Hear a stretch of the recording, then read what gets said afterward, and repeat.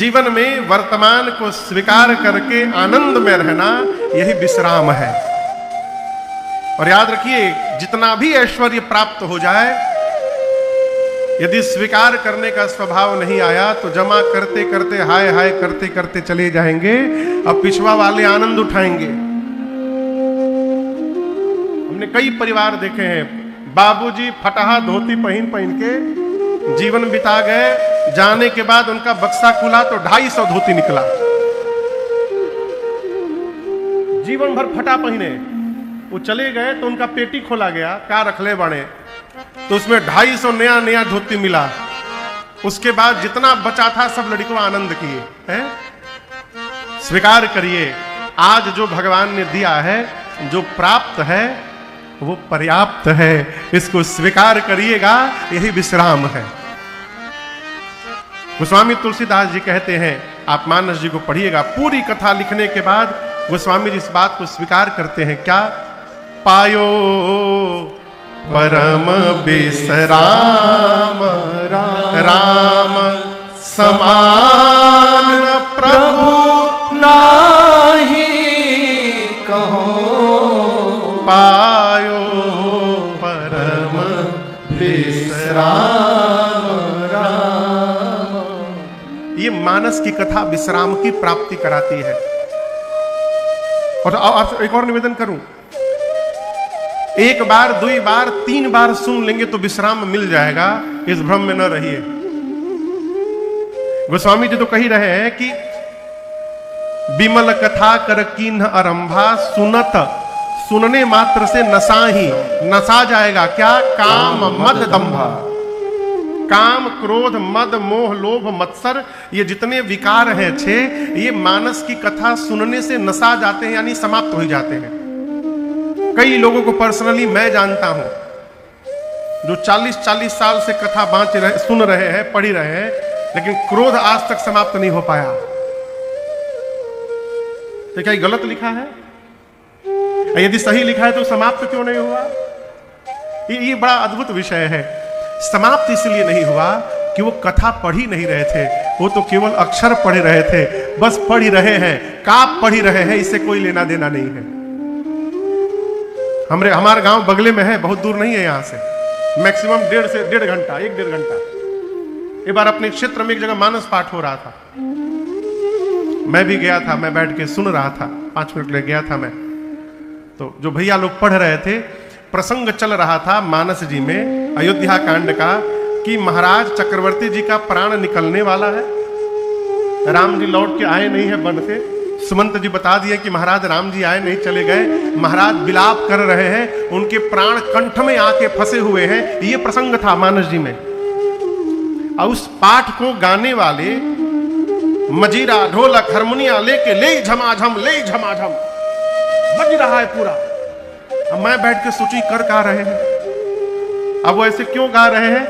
वो केवल अक्षर गा रहे हैं, उसमें क्या लिखा है, क्या प्रसंग चल रहा है, कोई मर रहा है कि कोई जन्म ले रहा है, इनसे कोई लेना देना नहीं।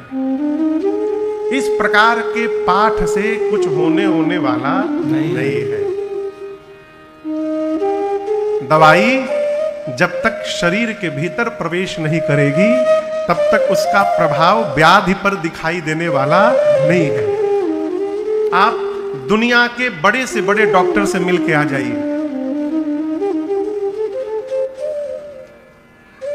अमेरिका से आ जाइए, लंदन से आ जाइए, कहीं से भी आ जाइए, लेकिन डॉक्टर साहब जो दवाई देंगे, उस दवाई को ला करके घर में फ्रिज के ऊपर रखने से बीमारी जाने वाली नहीं है, उसको खाना पड़ेगा।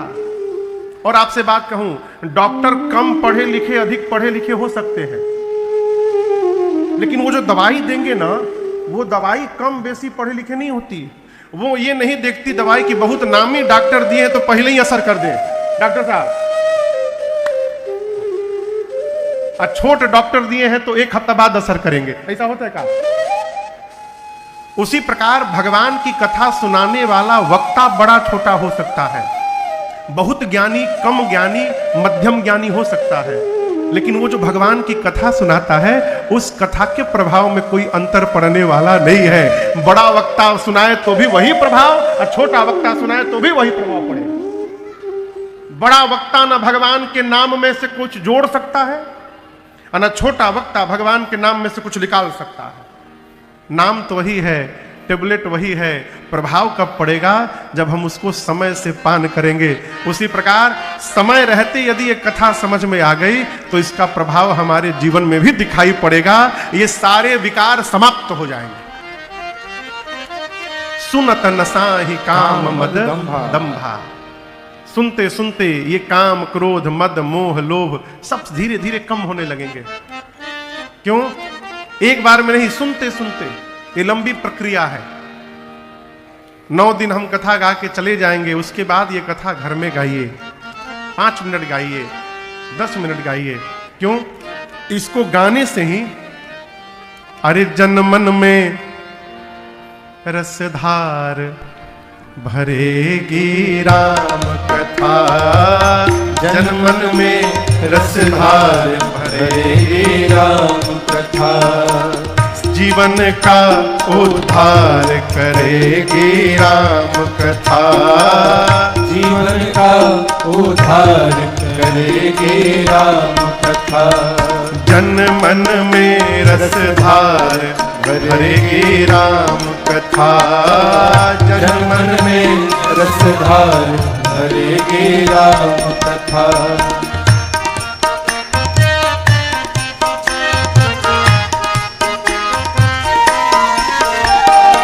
राम लखन प्रिय भरत शत्रुघ्न संग जानकी अंजनी नंदन।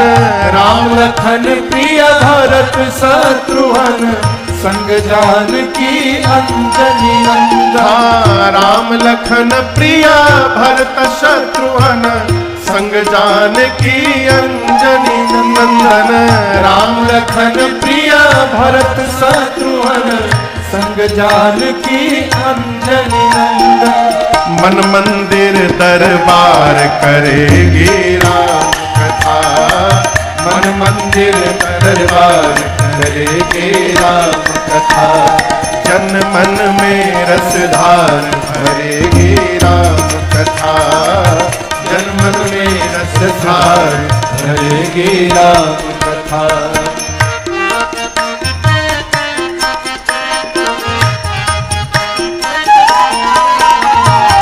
कथा जीत है, हार नहीं है, मिलता तुरंत उधार नहीं है।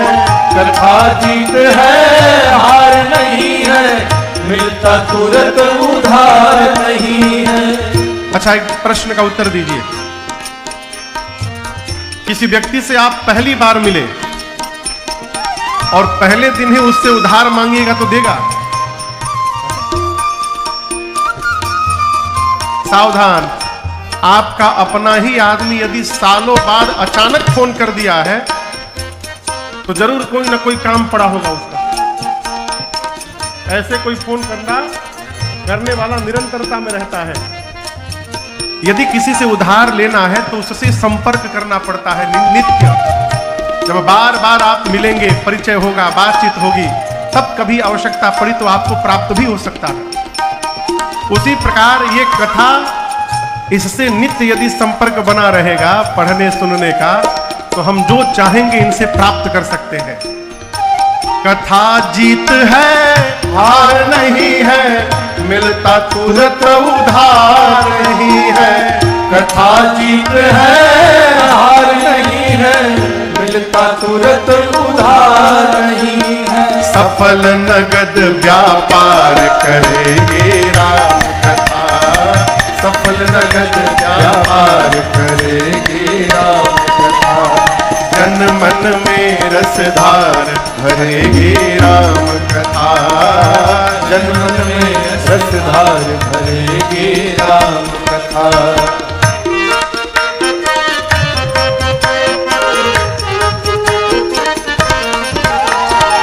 राम कथा जो श्रवण कराते, तरल प्रेम से जो सुनने आते।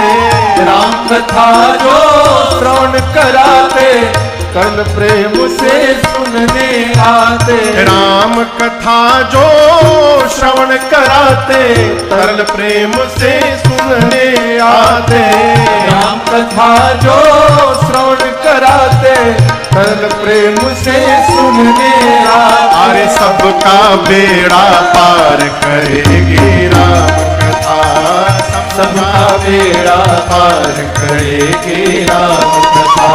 अरे जन मन में रस धार भरेगी राम कथा, जन मन में रस धार भरेगी राम कथा। अब मन मंदिर दरबार करेगी राम कथा, मन मंदिर दरबार करेगी राम कथा। अरे जीवन का उद्धार करेगी राम कथा, जीवन का उद्धार करेगी राम कथा। सफल नगद व्यापार करेगी राम कथा। कथा निरंतर श्रवण करने का स्वभाव बने किसी भी महापुरुष से। क्यों? एक बार में कुछ होने वाला नहीं है। गोस्वामी तुलसीदास जी कहते हैं, मैं पुनि निज गुर सन सुनी। गोस्वामी जी किससे सुने थे कथा? कहिए, बोलिए। अपने गुरु जी से। मैं पुनि निज गुर सन सुनी। कहां सुनी? कथा सुसूकर खेत, समुझी नहीं तसि बालपना, तब अति रहे अचे। गोस्वामी जी कहते हैं कि मैंने सबसे पहले ये कथा अपने पूज्यपाद गुरुदेव भगवान के मुख से सुनी। क्षमा करिएगा, आजकल जिसको कुछ भी नहीं समझ में आता वो भी प्रकांड विद्वान बन के घूम रहा है? जिसको कथा का क भी समझ में नहीं आया वो भी सब जो पूछिए, जहां से पूछिए सब बताएंगे। गोस्वामी जी क्या कह रहे हैं कि मैं अपने गुरुदेव भगवान से पहली बार वराह क्षेत्र में इस कथा को सुना, और मैं सत्य कहता हूं, गुरु जी सुनाए तो, लेकिन हमरे समझ में कुछ आया वो नहीं, समझ ही नहीं कछु। अरे कुछ भी समझ में नहीं आया हमको। गुरु जी सुना गए पूरी राम कथा। तुलसीदास जी कहते हैं हमको समझ में आया नहीं कुछ भी। क्यों? मैं बालपने में था, मैं छोटा था उस समय, अचेतन अवस्था में था, तब अति रहे हूं अचेत। अब समझ में क्यों नहीं आया? क्योंकि ये कथा श्रोता बकता ज्ञान निधि, कथा राम के गुरु। आपसे बताऊं, पहले ये लिखने की परंपरा नहीं थी। आप स्मरण करिए, आज से 20-25 साल पहले, मुझे याद है जब मोबाइल फोन नहीं थे, एक एक व्यक्ति को कम से कम 50-50 मोबाइल नंबर, टेलीफोन नंबर याद रहते थे। कम से कम 50-50 नंबर याद रहते थे। जब से मोबाइल याद आ गया, अरे कई तो ऐसे ऐसे दिव्य विभूति हैं उनको अपने नंबर वा याद नहीं है। क्यों? हर 5 महीना में नंबर चेंज। नंबर चेंज कौन करता है मालूम है? खटपटिया आदमी।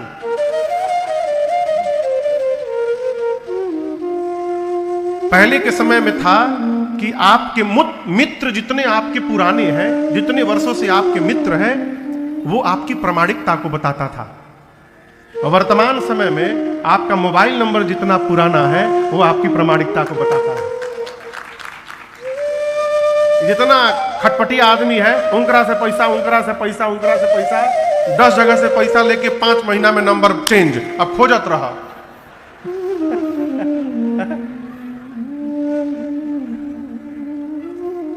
पहले याद रहता था। क्यों?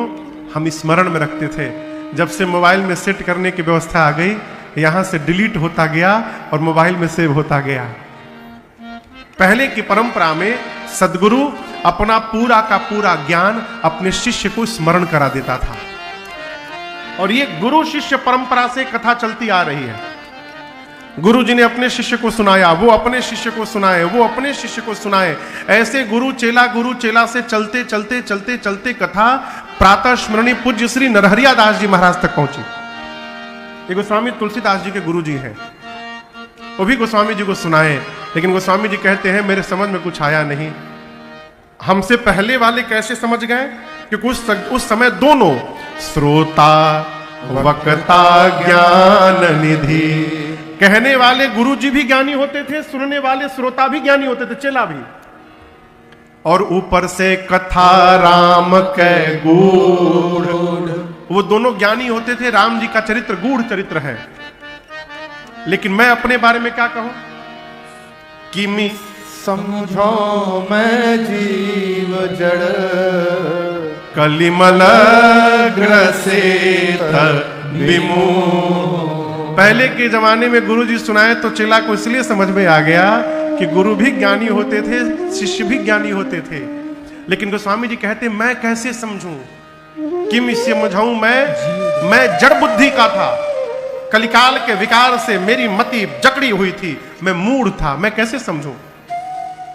लेकिन यहां गुरु की गुरुता का दर्शन करिए। गोस्वामी जी कहते मेरे समझ में तो कुछ आया नहीं, लेकिन एक बात बताऊं, मेरे गुरु जी रुके नहीं, गुरु जी सुनाते रहे। तद्यपि कहे गुर बारहि बारा, तदपि कहे गुर बारहि बारा, समुझे परा कछु मति अनुसारा, समुझे परे कछु मति अनुसारा, भाषा बाध करबि मैं सोई, भाषा बाध करबि मैं सोई, मोरे मन प्रबोध जेहि होई, मोरे मन प्रबोध जेहि होई, मोरे मन प्रबोध जेहि होई, मोरे मन प्रबोध जेहि होई।